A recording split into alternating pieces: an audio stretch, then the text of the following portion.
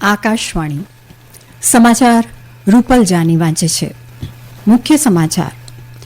કેન્દ્રીય મંત્રી પિયુષ ગોયલે કહ્યું છે કે ઘઉં, ચોખા, ખાંડ અને ડુંગળી પર નિકાસ પ્રતિબંધ હટાવવાની સરકારની કોઈ યોજના નથી. સમગ્ર દેશમાં નાના મોટા ધાર્મિક સ્થળોએ આજથી સ્વચ્છતા અભિયાન હાથ ધરવામાં આવ્યું છે. વિદેશમંત્રી ડોક્ટર એસ જયશંકર આજથી 2 દિવસની ઈરાનની મુલાકાતે જશે. દિલ્હીની પતિયાલા હાઉસ કોર્ટે ગઈકાલે સંસદ સુરક્ષા ભંગ કેસમાં 6 આરોપીઓને 27મી જાન્યુઆરી સુધી ન્યાયિક કસ્ટડીમાં મોકલી દીધા છે. 29મી જાન્યુઆરીએ યોજાનારા પ્રધાનમંત્રી નરેન્દ્ર મોદીના પરીક્ષા પે ચર્ચા કાર્યક્રમ માટે 22 કરોડથી વધુ વિદ્યાર્થીઓએ નોંધણી કરાવી. દેશભરમાં આજે લોહરી, મકર સંક્રાંતિ અને ઉત્તરાયણના પર્વની ધાર્મિક આસ્થા અને હર્ષોલ્લાસ સાથે ઉજવણી કરવામાં આવી રહી છે. ભારત આજે અફઘાનિસ્તાન સામે 3 મેચની શ્રેણીની બીજી T20 આંતરરાષ્ટ્રીય મેચ ઇન્દોરના હોલકર ક્રિકેટ સ્ટેડિયમમાં રમશે. મેચ આજે સાંજે 7 વાગે શરૂ થશે.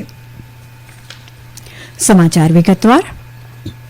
કેન્દ્રીય વાણિજ્ય અને ઉદ્યોગ મંત્રી પિયુષ ગોયલે કહ્યું છે કે સરકાર ઘઉં, ચોખા, ડુંગળી અને ખાંડની નિકાસ પરનો પ્રતિબંધ હટાવવાના પ્રસ્તાવ પર વિચાર કરી રહી નથી. શ્રી ગોયલે ગઈકાલે નવી દિલ્હીમાં પત્રકારોને જણાવ્યું હતું કે ઘઉં અને ખાંડની આયાત કરવાની કોઈ યોજના કે જરૂર નથી. સ્થાનિક બજારમાં કિંમતોને નિયંત્રિત કરવા માટે સરકારે આવશ્યક ઉત્પાદનોની નિકાસ પર પ્રતિબંધ લાદ્યા બાદ આ નિવેદન આવ્યું છે. સમગ્ર દેશમાં નાના મોટા ધાર્મિક સ્થળોએ આજથી સ્વચ્છતા અભિયાન હાથ ધરવામાં આવ્યું છે.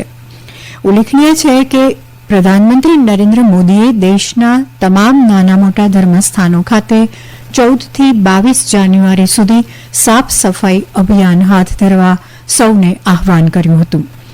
તેને ધ્યાનમાં રાખીને રાજ્યમાં તમામ ધાર્મિક સ્થળોએ સ્વચ્છ અને પવિત્ર બનાવવા જન આંદોલન શરૂ કરવામાં આવ્યું છે.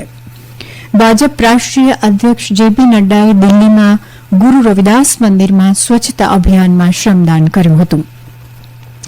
દરમિયાન ગુજરાતના મુખ્યમંત્રી ભૂપેન્દ્ર પટેલે આજે ગાંધીનગર નજીક ધોળેશ્વર મહાદેવ મંદિરમાં સામૂહિક સ્વચ્છતા સફાઈ અભિયાનમાં સહભાગી થયા હતા. 400થી વધુ તમામ યાત્રાધામોના પરિસર, ધાર્મિક સ્થળોના મુખ્ય પ્રવેશ માર્ગો તથા ભક્તોની અવરજવર થતી આજુબાજુની જગ્યાની સ્વચ્છતા વ્યવસ્થિત રીતે જળવાય તેવી ઝુંબેશ હાથ ધરવામાં આવી છે. વિદેશમંત્રી ડોક્ટર એસ જયશંકર આજથી 2 દિવસની ઈરાનની મુલાકાતે જશે.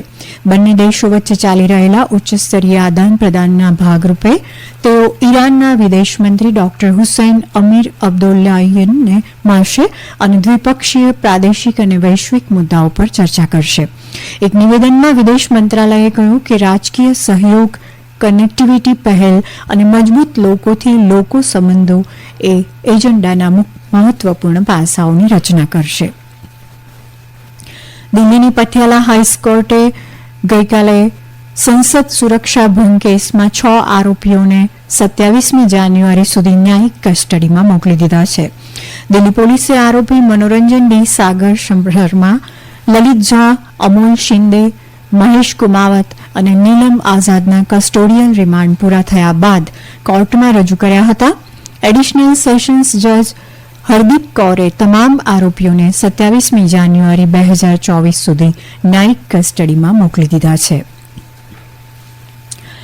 આ મહિનાની 29મી તારીખે યોજાનારી પ્રધાનમંત્રી નરેન્દ્ર મોદીની પરીક્ષા પે ચર્ચા 2024ની 7મી આવૃત્તિ માટે 22.6 કરોડથી વધુ વિદ્યાર્થીઓએ નોંધણી કરાવી છે, જે અત્યાર સુધીની વિક્રમજનક નોંધણી છે. શિક્ષણ મંત્રાલયે 11મી ડિસેમ્બર 2023થી આ મહિનાની 12મી તારીખ સુધી માય ગોવ પોર્ટલ પર સ્પર્ધા દ્વારા કાર્યક્રમમાં ભાગ લેવા માટે 6 થી 12 ધોરણના વિદ્યાર્થીઓ, શિક્ષકો અને વાલીઓ પાસેથી ઓનલાઈન અરજીઓ મંગાવી હતી.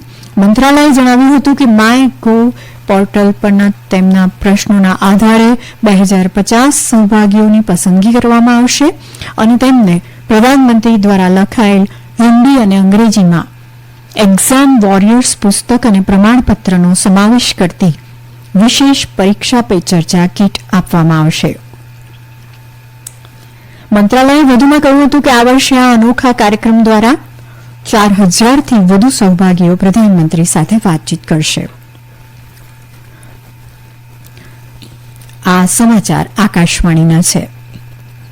દેશભરમાં આજે લોહરી, મકર સંક્રાંતિ અને ઉત્તરાયણના પર્વની ધાર્મિક આસ્થા અને હર્ષોલ્લાસ સાથે ઉજવણી કરવામાં આવી રહી છે.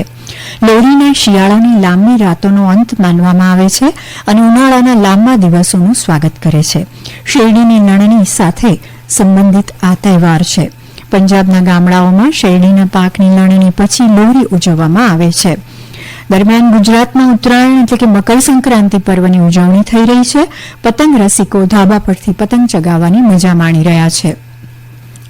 રાષ્ટ્રપતિ દ્રૌપદી મુર્મુ અને ઉપરાષ્ટ્રપતિ જગદીપ ધનખડે લોહડીના અવસર નિમિત્તે લોકોને શુભકામના પાઠવી છે. પ્રધાનમંત્રી નરેન્દ્ર મોદીએ લોહડીના તહેવાર નિમિત્તે લોકોને શુભેચ્છા પાઠવી છે. તેમણે કહ્યું કે આ તહેવાર સૌને સારું આરોગ્ય અને સુખ સમૃદ્ધિ પ્રદાન કરે. પ્રધાનમંત્રી નરેન્દ્ર મોદીએ આજે નવી દિલ્હીમાં માહિતી અને પ્રસારણ રાજ્યમંત્રી એલ મુરુગનના નિવાસસ્થાને આયોજિત પોંગલના કાર્યક્રમમાં હાજરી આપી. તેમણે કહ્યું કે પોંગલનો તહેવાર એક ભારત શ્રેષ્ઠ ભારતની ભાવના દર્શાવે છે અને એકતાની આ લાગણી 2047ના વિકસિત ભારતને મજબૂત બનાવશે. તેમણે કહ્યું કે દેશના 3 કરોડથી વધુ ખેડૂતો શ્રી અન્નનું ઉત્પાદન કરી રહ્યા છે. રાષ્ટ્રપતિ અને ઉપરાષ્ટ્રપતિએ હિન્દુસ્તાની શાસ્ત્રીય ગાયિકા ડોક્ટર પ્રભા અત્રેના નિધન પર શોક વ્યક્ત કર્યો છે. મહાન ગાયિકા વિદુષી પ્રભા અત્રેને અન્ય ઘણા સન્માનો ઉપરાંત 3 પદ્મ પુરસ્કારોથી સન્માનિત કરવામાં આવ્યા હતા. રાષ્ટ્રપતિ દ્રૌપદી મુર્મુએ સોશિયલ મીડિયા પોસ્ટમાં જણાવ્યું હતું કે ડોક્ટર અત્રે એક બહુમુખી વ્યક્તિત્વ હતા, જેમણે એક વિદ્વાન, સંગીતકાર, કલાકાર અને લેખક તરીકે ઉત્કૃષ્ટ દેખાવ કર્યો.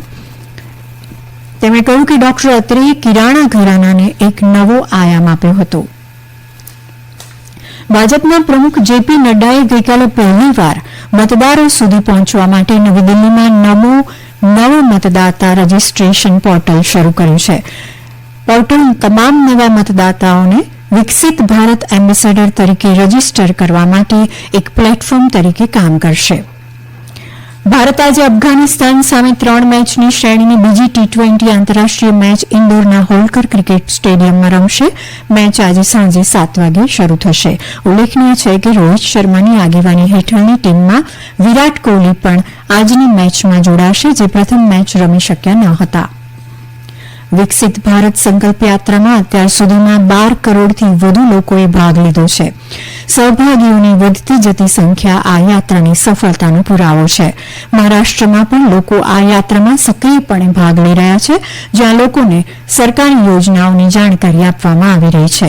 આ મુલાકાત દરમિયાન બેન્કો અને અન્ય નાણાકીય સંસ્થાઓ ઉદ્યોગ સાહસિકતાઓની તકો વિશે માહિતી પૂરી પાડે છે. આકાશવાણીના સમાચાર વિભાગ સાપ્તાહિક ફોન ઇન પ્રોગ્રામ પબ્લિક સ્પીકમાં આવતીકાલે રાત્રે 9:30 ડીપફેક જેવા સાયબર ક્રાઇમ્સ દ્વારા ગોપનીયતા ભંગ સામે નિવારક પગલાં આ વિષય પર હિન્દી અને અંગ્રેજીમાં ચર્ચાનું પ્રસારણ કરાશે. કાર્યક્રમ દરમિયાન નિષ્ણાતો શ્રોતાઓના પ્રશ્નોના જવાબ આપશે. કેનેડા પોતાને ત્યાં આવતા વિદ્યાર્થીઓની સંખ્યા મર્યાદિત કરવા વિચારી રહ્યું છે. ઇમિગ્રેશન મિનિસ્ટર માર્ક મિલરે રહેઠાણમાં વધી રહેલી કટોકટીને કારણે ગઈકાલે આ જાહેરાત કરી હતી. કેનેડાની અર્થવ્યવસ્થામાં ઇમિગ્રન્ટ્સનું મહત્વનું યોગદાન છે. અન્ય દેશોમાંથી સ્થળાંતર કરનારાઓ અને વિદ્યાર્થીઓની વધતી સંખ્યાને કારણે રહેઠાણની કટોકટી વધી રહી છે. અમેરિકાના રાષ્ટ્રપતિ જો બાઇડેને કહ્યું છે કે યમનમાં હૂથી જૂથ પર બીજા હુમલા બાદ યમન સરકારને વ્યક્તિગત સંદેશ મોકલવામાં આવ્યો છે. પશ્ચિમી કોલંબિયામાં ભૂસ્ખલનને કારણે મૃત્યુઆંક વધીને 34 થયો છે. ક્વિબેડો અને મેડલિન શહેરોને જોડતા પર્વતીય વિસ્તારમાં શુક્રવારે એક વ્યસ્ત માર્ગ પર આ ઘટના બની હતી. અંતમાં મુખ્ય સમાચાર. કેન્દ્રીય મંત્રી પિયુષ ગોયલે કહ્યું છે કે ઘઉં, ચોખા, ખાંડ અને ડુંગળી પર નિકાસ પ્રતિબંધ હટાવવાની સરકારની કોઈ યોજના નથી. સમગ્ર દેશમાં નાના મોટા ધાર્મિક સ્થળોએ આજથી સ્વચ્છતા અભિયાન હાથ ધરવામાં આવ્યું છે. વિદેશમંત્રી ડોક્ટર એસ જયશંકર આજથી 2 દિવસની ઈરાનની મુલાકાતે જશે. 29મી જાન્યુઆરીએ યોજાનારા પ્રધાનમંત્રી નરેન્દ્ર મોદીના પરીક્ષા પે ચર્ચા કાર્યક્રમ માટે 22 કરોડથી વધુ વિદ્યાર્થીઓએ નોંધણી કરાવી. દેશભરમાં આજે લોહરી, મકર સંક્રાંતિ, ઉત્તરાયણના પર્વની ધાર્મિક આસ્થા અને હર્ષોલ્લાસ સાથે ઉજવણી કરવામાં આવી રહી છે. અને ભારત આજે અફઘાનિસ્તાન સામેની 3 મેચની શ્રેણીની બીજી T20 આંતરરાષ્ટ્રીય મેચ ઇન્ડોર હોલકર ક્રિકેટ સ્ટેડિયમમાં રમશે. આકાશવાણી પરથી સમાચાર પૂરા થયા.